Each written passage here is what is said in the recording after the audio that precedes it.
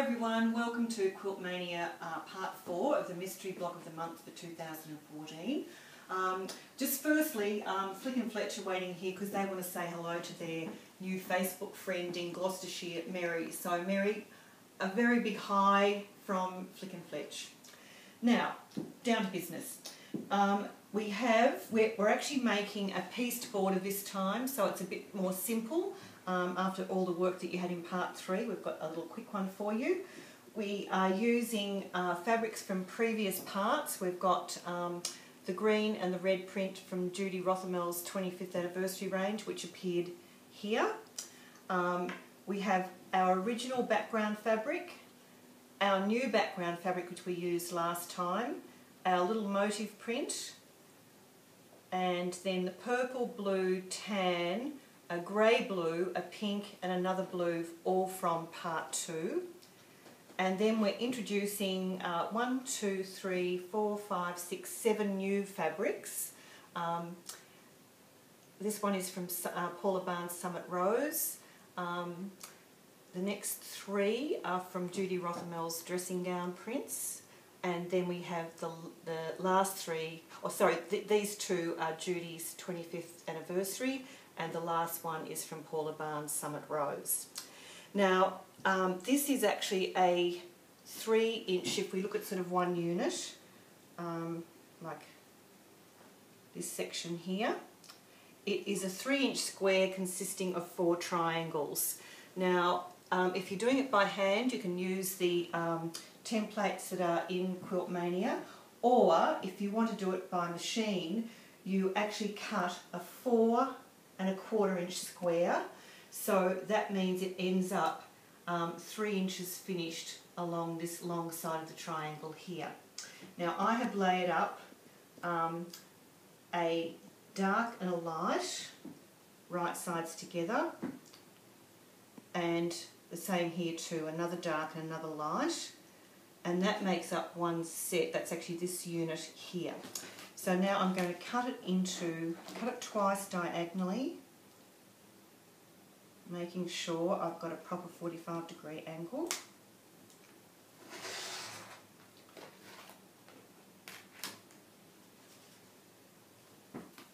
And do a second cut, just make sure they're sitting together properly.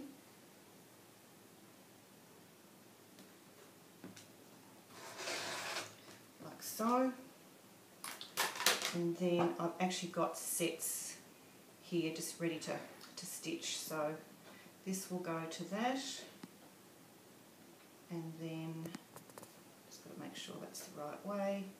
This one here, and that one there. So now I'll stitch these together that we can actually get a unit together. You've just got to watch though when you've stitched this one that the second one doesn't end up, that you have the 2 darks together, so make sure you have it the correct way. This way and that way.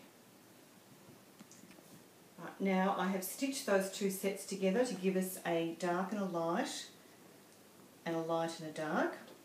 All I have to do now is just flip those over, match those seams up at that middle point right here so that I get a nice neat match on the corner, and then making sure I have a very exact 1/4 inch seam allowance on my machine, I machine across here to actually complete the block. Also too, after the block's complete, I do actually trim all these little, just with a pair of sharp scissors, trim these points off that we actually have a nice square block to work with. Now there's 4 different sets of colours, and they are photographed in the magazine, so you can check on that. So we've got 1, 2, 3, 4. That sequence is then repeated 3 times on each side. So here's our first 4, our second 4, and our last 4. So it actually means that you need 12 squares of each set of colours to complete all the borders that go around part 3. Now on the corner, also too, once you've actually made all the blocks, you just literally join them together like you're joining squares together, making sure that we've got dark, dark, light, light, and then the second one you do a turn so that in the second one the dark appears next to the light, and you just keep flipping them down to create that colour effect down the length of the border. Now on the corners we're repeating what appeared in part 2 on the corner down here, and I did them the same way that we did for part 2, that I actually appliqued the 4 little hexagon flowers to a larger piece of fabric, which if I flip over you can see that on the back I have drawn, here's my finished line, my stitching line here, and the line in between is my cutting line. I also too just put a cross in the middle of each square that I knew where the centre was, and so I could actually match the centre of that little 1/2 inch square in the middle with the centre of the block, knowing that they were centred. Now all I have to do is cut them apart.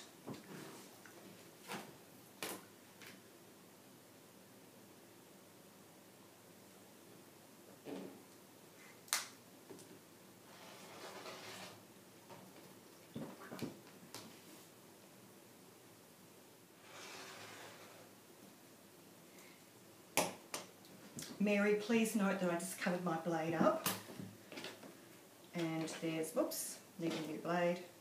There's these, so to 2 of these strips I actually stitch one of these each end,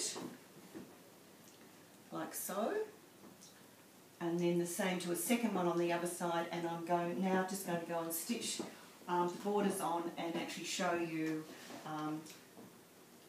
the completed part 4 onto what you've done so far.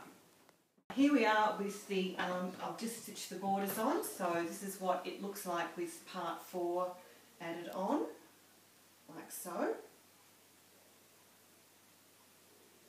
Okay.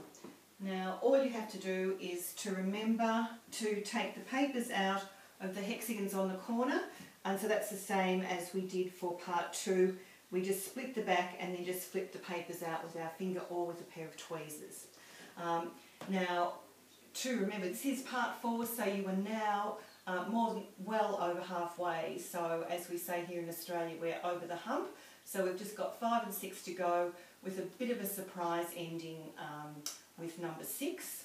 So now from myself and from Fletchy, Flick's given up, but Fletchy's would also like to say good night to Mary, his friend in Gloucestershire, and to Mary's mum Sue.